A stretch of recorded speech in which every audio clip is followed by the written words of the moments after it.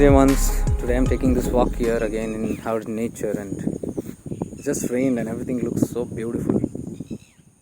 And I just spotted this antique piece. It's a fallen tree and somebody has burned it or something, I think, but it's looking like an antique piece literally. I just came to explore it and I on this video. Yesterday I was in this area, I was just taking my walk. I had just come out of my train journey from Tiruvannamalai. I came back home, had my black tea and just came out for my regular walk. And the climate was very beautiful. I thought I'll take one day off for the video posting, but I couldn't resist when I saw some nudges happening again. So when I was looking at some couples and married couples going, the lovers and the married people, because in my train journey I often notice this, and in other aspects of life also I notice this, and there is something that is I wanted to actually bring out that on, which maybe our awareness has not gone into. When I see relationships and I see the marriage commitments, so it's again a reflection of my own life and how I've learned from many lessons, and I've transcended those things. And so I thought I'll share it, connecting it with what's happening with the love that we see right now in this planet, on this planet. So how deep it is, and where is it coming from, where is the need for that thing coming from, and where is the fulfillment happening from, and what after the fulfillments and all those things. It was very deep, and it also had a major aspect of it covering the manifestation of an ideal partner, how you actually manifest your partner and go into that. And many are stuck up in that, and they say it's not happening, because one or two of my private sessions also had this same question. But then, as I told, I don't consult this for these kind of grossly desires. It's more for the higher awareness and higher evolution of the soul. But somewhere it was stuck. So I did not tell them how to manifest it, but I told them some other aspects which they can actually transcend those things, by which actually the spontaneous manifestation can happen. These are, again, as I told you, not philosophies, but from my own life experiences and my learnings of what happens when you manifest in this way and what happens when you don't manifest in that way.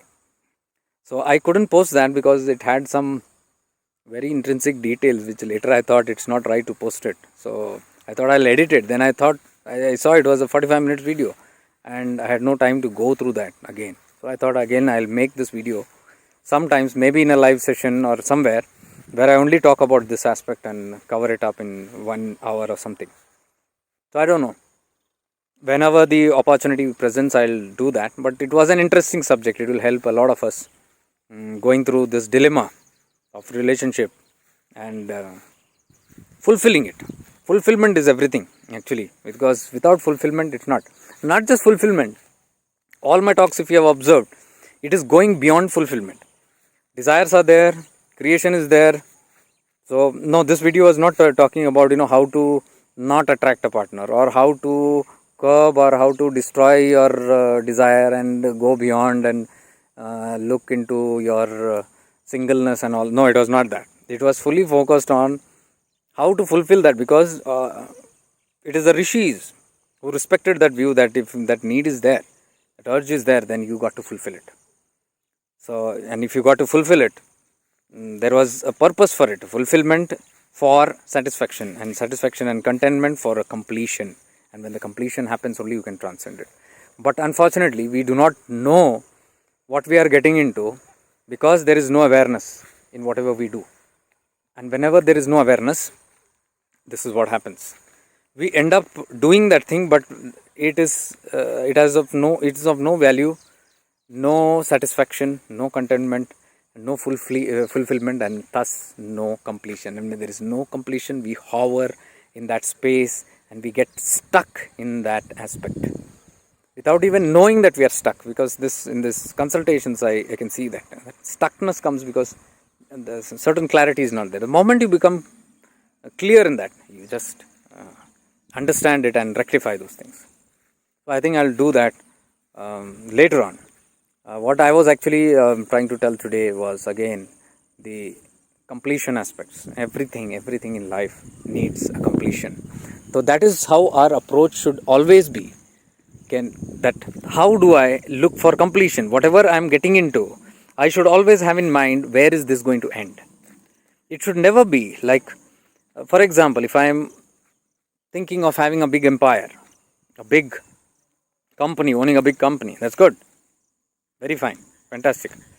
You should live up to your dreams. But then have a vision clearly as to where is this going to end. What will happen when this is ending? Better than thinking out where is this going to end, because if the desire is very strong, you will not want to think about where is it going, because desire is all about keeping it with us, very strongly with us. So why would we want to think of letting it go now only before it is actually coming? So that might not be the right approach. Okay, that's fine. But also, if that comes in, or when you manifest it, pre-manifestation or while the manifestation is happening or post the manifestation, where is this going to lead me, and where am I going to find the nourishment and completion and fulfillment in this dream of mine? Because when that is crystal clear, you will know your end limits. Why I say end limits? Anything you create in this dual world has an end. Anything, remember this, anything that is created has an end. So if I am the creator of my life, this creator also has an end. Anything that is created will have an end. Please understand this. This whole world was created sometime, we don't know, eons. But it is sure that it has an end, because what has a beginning will have an end. That is why we define God consciousness or the supreme creator as the one who is infinite, immortal, has no beginning and no end. The Quran refers to it, the Bible refers to it, Hinduism refers to it, all the scriptures of Hinduism. If you see the Vedas, it defines it very clearly. No beginning, no end. It was always there. So, please understand, apart from that reality, that is only reality. This is what I call as ultimate truth. Whenever we say, what is the truth? What is the ultimate truth? We are relating to that reality that is Nitya, eternal. Anything apart from that Nitya, that supreme consciousness, that has many bits. Like, we are also that. We are that consciousness, that bits, that sparks of that huge flame. So, if that spark, that flame has got that eternal quality, obviously, that ansh, that part, that spark of it also has that quality. That is why we say, my own self is immortal. It is eternal. So myself, my soul, this soul, I cannot say my soul, because the ego is right now saying this. The ego consciousness is making this video. This is not the soul that is speaking. Let us be very clear. It is using the ego consciousness. It is using a ego body, that is the physical body, and the ego mind to convey certain expressions. Okay, so it's just watching through this and experiencing this moment, the soul. So the soul, this soul that is experiencing this, while the other aspects of its elements are doing this work, what is that remains as a witness is that soul consciousness. So that soul consciousness is a spark of that divine. So if that is eternal, immortal, obviously this also is immortal and eternal. That is why we are all striving to realize that immortality.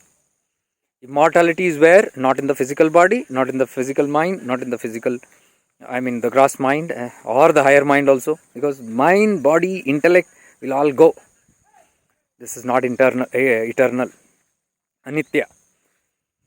So anything that is anitya has to exhaust itself, has to have an end. So this will have an end. What is it that doesn't have an end? We are seeking that self which does not have an end. Who is that seeking? Who is the one who is seeking?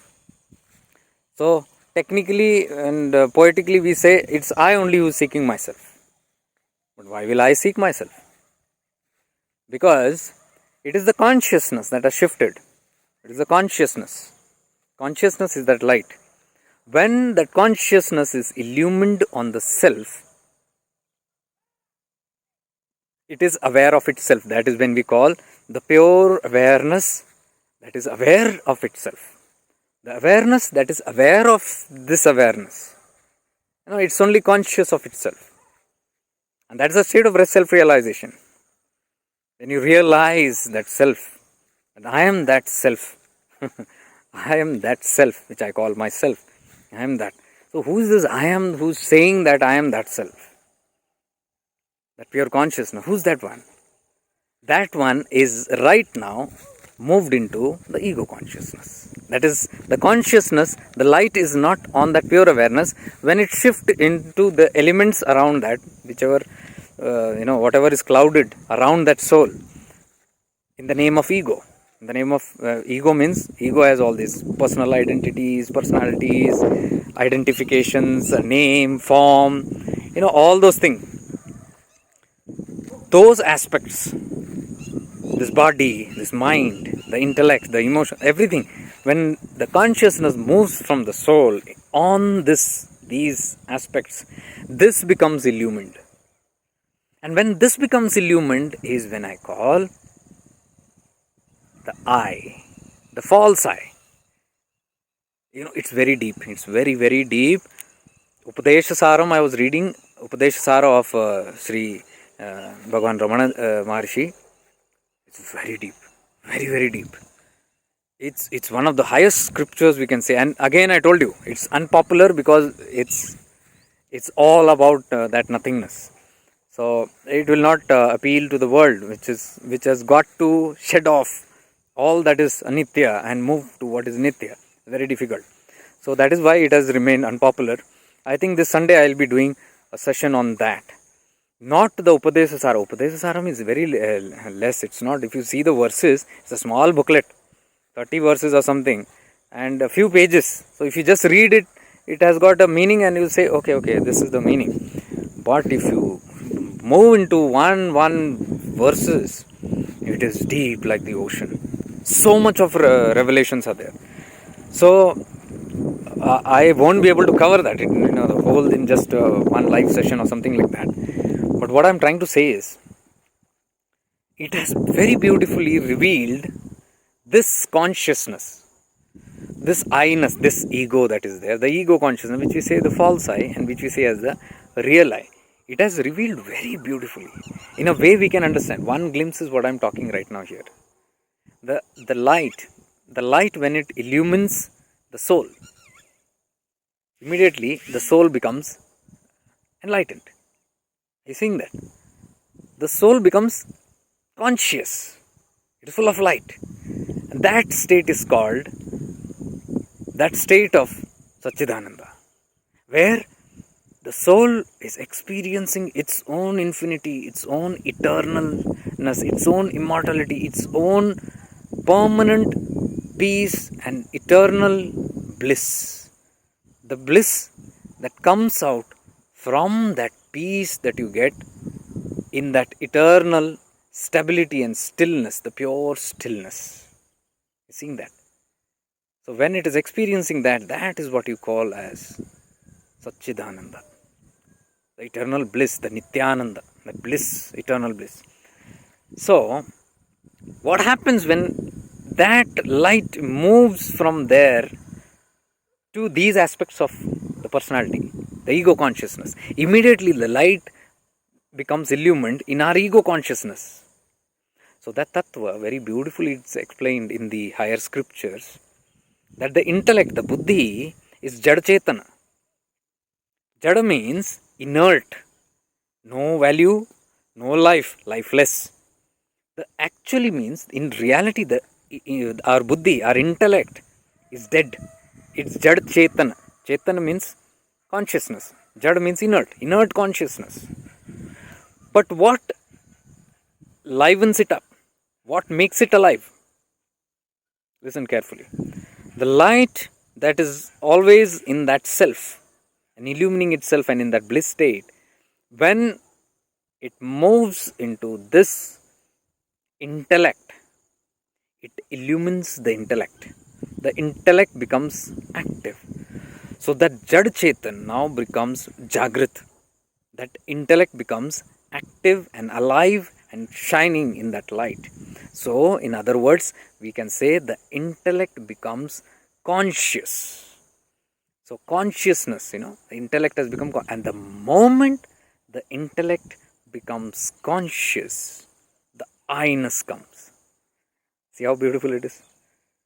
I-ness means the ego. The ego, the birth of ego is there. The moment light comes and falls into that, it illumines that, and suddenly it becomes conscious. I read somebody's mail and I thought I must answer it, but not in this way. I think for that mail only I am making this Sunday live session to make this very clear, this understanding very clear. Because he asked me, what is the difference between awareness and consciousness? Beautiful question. Beautiful question. So somebody who is touching those levels of understanding only is asking that. So I believe it will help us if we realize and understand this. So I think this Sunday, if you all are free, we can sit together and just contemplate on this beautiful. This is what a glimpse I gave of, It talks about that. Bhagavan Ramana Maharishi has very beautifully opened up those verses, and he has opened up actually verses of the higher scriptures very beautifully in his own simple ways. And it's very simple, guys. It's very simple. It all seems big talk and nothing, because whenever I was reading Ramana Maharishi, all these, because for past few months I've been contemplating on this continuously. I've only seen that he's making it very clear that it's not as difficult as it seems, because it's the ego consciousness that keeps on telling us and reminding us and making that strong belief that it is not possible, including self-realization. He says it's very, very simple if there is an interest towards that. Interest means, in other words, if the consciousness is put on that. See what's happening, I told you, I explained how powerful it is. Jada Chaitanya. The moment the light comes and touches this intellect, it glows, and suddenly the I-ness, the ego-ness is come alive. And then from there everything begins. From there the mind is birthed, and from the mind the thoughts are birthed, and it goes on. Now, our journey is reversing it. Our journey is about same light, the consciousness, we actually revert it back to the self. So what happens is, when you move from here, this becomes dim. It's not happening immediately. It's a lifetime progress, probably, or lifetimes, depending on your interest. It keeps on dimming. The intellect dims. The moment intellect dims, mind dims, the thoughts dim, everything dims, and the effectiveness goes down, and you get established slowly into this higher consciousness back. Because now the Chaitanya is the perfect word, consciousness. The Chaitanya has moved from this intellect to the higher self, that is the self in the soul. And when it has gone there, the soul is illumined now. That is the self-realization. Self gets realized. So I think, I don't know, I thought I should mention this very clearly in the short video that I'm making right now as a trailer, to tell you that what the world is talking so much about, liberation, self-realization, it takes us in some other zone, thinking that it's very difficult. Oh my God, I have to do this, or I have to undo this. It is not about doing or undoing, because even in undoing there is a do. There is a doer. It is all about doership. And doership, please listen carefully. I'm sharing with you the secrets of gems. If you catch this, you will catch some pearls very beautiful. It's like you can make a life. So, the ego consciousness, when it is illumined, what happens? All this identification, everything, the doing, the doership, the doing and undoing, all this process only a doer can do. Only a doer can sit and undo things. How can a doer undo? Because the property of the doer is to do something, and do means creation. I told you, creator means doer. So I was reading somewhere, a higher scripture again, somewhere, I don't know where it was. I think Bhagavad Gita, or I don't know. I'll refer to that. It says, the creator is the sufferer. Observe this. Who is the sufferer? The creator. Why? Because he is the doer. Creator, you have to create, you have to sit and do there. Doer means you are making, you are creating, you have taken doership. Doership clearly is egoship. It's taking things in your hand completely, and you become the doer. And there also, there is a false notion that, I must undo it. It's saying like, I must kill the ego. This I that is so strongly bent on killing the ego, destroying the ego. Who can destroy? Who can kill? Only the ego can do that. So how can the ego kill itself? See, it's all conflicts.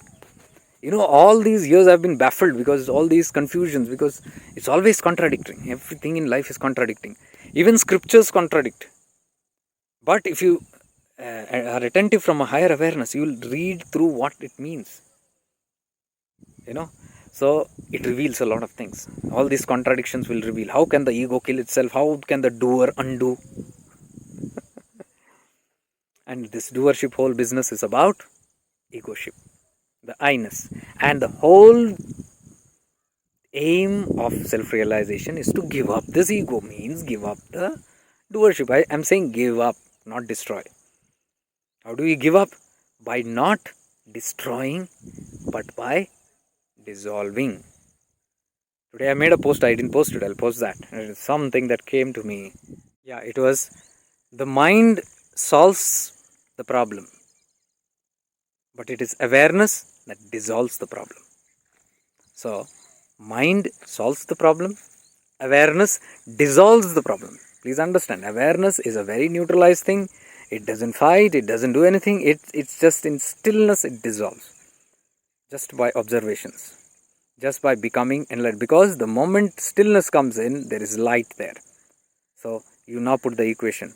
When I am still and looking at something, I am putting the Chaitanya there.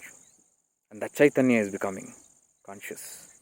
So wherever my Chaitanya goes, that is what I am illuminating. So all the scriptures and all the great mystics says, instead of concentrating on destroying the problem or destroying the ego, turn towards the self and stay invested there. Deposit yourself there. Invest your time and energy there, then in doing all this undoing things.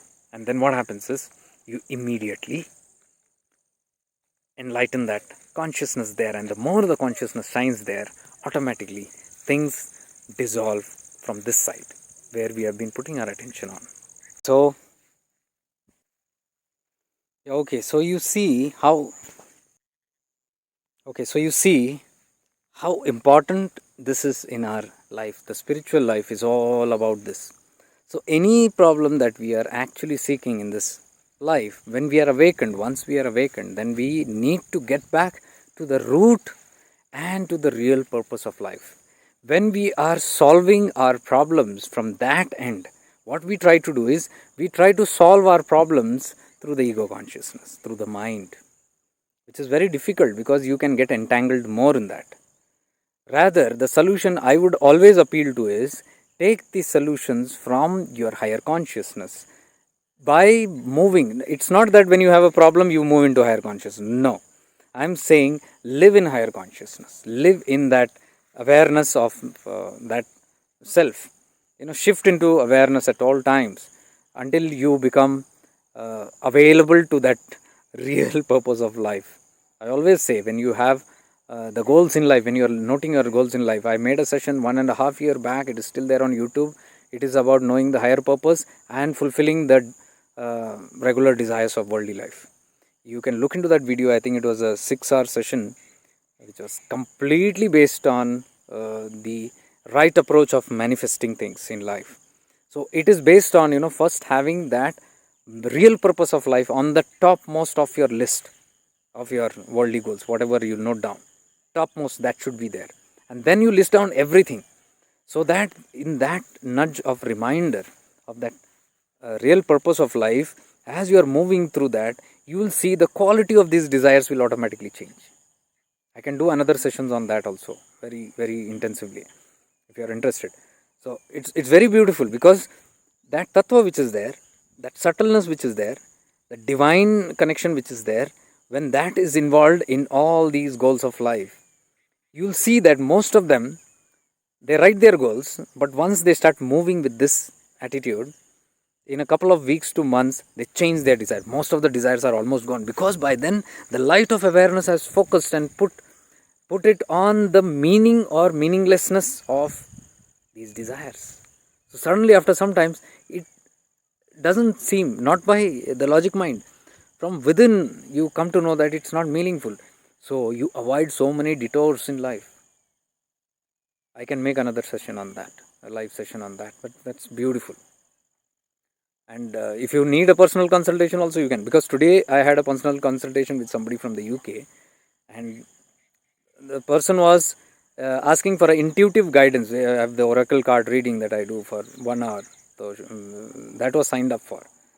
But I told in the brief only that okay, card reading we will do because that will connect us to that realm and it will reveal some certain things. But before that, I would like to do our intuitive talks, And when we are intuitively talking on certain subjects, suddenly awareness comes on certain things. And then the same questions that are asked, because in the start only I note the questions. And after a moment, like, half an hour, 45 minutes of these interpersonal relation, talks, then the highlight comes on these questions. And then when the card reading is done, it cannot be believed that, the cards also come exactly what we are exactly talking about. So I prefer to do these psychic readings in a very different manner, so that you don't have to blindly trust, oh, it's a card reading, it's like a parrot pulling out a card. It's not that.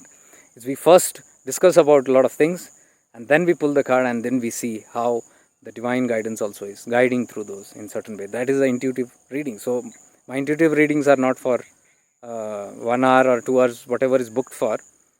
The major percentage, 60 to 70%, contains of this active participation in activating our intuitions and the intuition of the other while talking it. So they can able to see certain things and during those moments itself, because their awareness is raised up during that time. So it's a beautiful way of looking into things. So today I spent 2 hours on that, and I'm just coming from there only. So that thing came into my mind. Anyways, this is not the thing that you have to do, but live also I am doing. I have not stopped anything. The content that I put regularly, that is continuing. That's absolutely no changes in that. And full-fledged, wholeheartedly only I am putting it there. So that is also going to be available. So live session, let's see, this coming Sunday, we can do on this awareness aspect which I am talking. And if you are able to be with me during those moments, you'll catch up with a lot of things. And I don't know if we should do that in the live session in a personalized place, because I would not want any disturbance there, because we are fully focused on that subject and we remain in that. So I might put a post where those who are interested can actually inbox me on this profile, and when you inbox me, I get to know. So I'll add only those people, whatever it is, numbers 1, 2, 3, 4, 5, 6, 7, 8, 9, 10, 20, whatever. Just add, and only those people we are just contemplating. No other subjects, no other topics. Just on this awareness and higher awareness and dealing with our life situations in that space. So we can do that. I'll put that. I think that is better. And then I think that video I'll put it later. I don't know if I will put it also. However, my thing is at that time, however I'm guided, I'll do it. Whether I'll put it on public or keep it. So let's see. I cannot decide on that. But I thought of this, while walking today. I thought it can be done. This life can be done in this manner, so that only the like-minded frequencies. What do I mean by frequency? It is not the like-minded on this personality. Who is this personality, this attitude? No. It is on the interest of the subject. I spoke today extensively on the Chaitanya and the Jada Chetan, how it illumines and how those things happen. This is based on the higher scriptures and the teachings of Bhagwan Ramana Maharishi, Bhagwan Nisargadatta Maharaj, and Bhagwan Nityananda. All great avduts and mystics. It's from there, see how they are decoding the scripture. They have not read the scriptures, mind you. So what they speak is, it's said, what the mystic speaks is the Vedas itself. So it's interesting. Let's do it in this manner. If you are also interested, I'll put up this link or something, whatever we need to do that, so that we can gather up in a room and just spend ourselves in some divine consciousness, 1 or 2 hours in that, and make it a session for all of us. So with much love and light, lots of divine love and light, stay blessed.